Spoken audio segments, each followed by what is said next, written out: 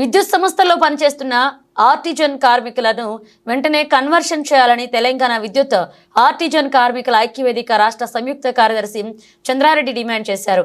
Artisan కార్మికుల సమస్యలు పరిష్కరించాలని కోరుతూ తెలంగాణ విద్యుత్ ఉద్యోగులు జేఏసీ ఆధ్వర్యంలో సిద్దిపేట విద్యుత్ భవనం వద్ద నిర్వహిస్తున్న నిరాహార దీక్షలు 5వ రోజు కొనసాగాయి.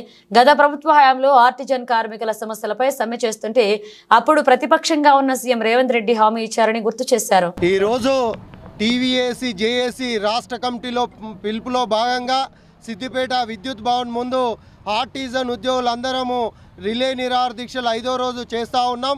దీని ముఖ్య ఉద్దేశము విద్యుత్ సంస్థలలో పనిచేస్తున్నటువంటి 23,667 మందిని గత ప్రభుత్వం పర్మనెంట్ చేస్తా అని చెప్పడం జరిగింది. కానీ ఇప్పటి వరకు పూర్తి స్థాయిలో పర్మనెంట్ కాలేదు. విద్యా అర్హతలను బట్టి మా అందరినీ కూడా వివిధ పోస్టులలో కన్వర్షన్ చేయాలని ఈ రిలే నిరాహార దీక్షలు శాంతియుత నిరసన కార్యక్రమాలు రాష్ట్ర ప్రభుత్వానికి యాజమాన్యానికి తెలియజేస్తూ ఉన్నాం. ఇప్పటికే మా ఆర్టిజన్ ఉద్యోగులందరూ కూడా ఇంజనీరింగ్ చదివి డిప్లొమా చేసి ఐటీఐ చేసి డిగ్రీలు చేసి ఉన్నాము.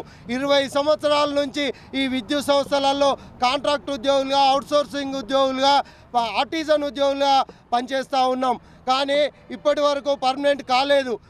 గత ప్రభుత్వం మోసం చేసిందని మేము ఈ రాష్ట్ర గవర్నమెంట్కు వినతి పత్రాలు ఇచ్చినప్పుడు గతంలో ప్రతిపక్ష నాయకునిగా ఉన్నప్పుడు రేవంత్ రెడ్డి గారికి మెమోరాండం ఇవ్వడం జరిగింది.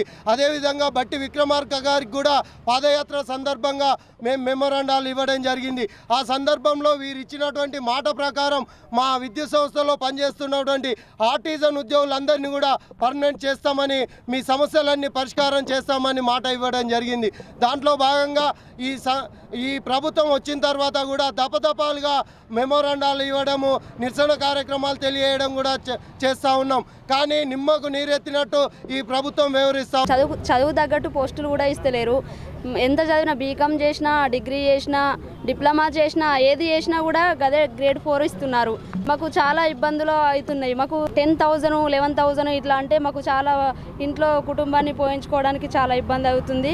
మాకు చదువులకు కూడా చాలా ఇబ్బంది అవుతుంది. పిల్లలను చదివించుకోవడానికి మా ఇంట్లో కూడా చాలా ఇబ్బంది అవుతుంది. మేము ఇప్పుడు ఇన్ని సంవత్సరాలుగా ఆర్టిజన్గా చేస్తున్నా కూడా, ఆర్టిజన్ కాకముందు కూడా చేయబట్టి చాలా రోజులు అవుతుంది. మాకు అయినా కూడా ఇంతే 10-15 వేల సాలరీతోటి మేము బతకలేకపోతున్నాము. మాకు చాలా ఇబ్బంది ఉంది. మాకు బతకాలంటే చాలా ఇబ్బందిలా ఉంది.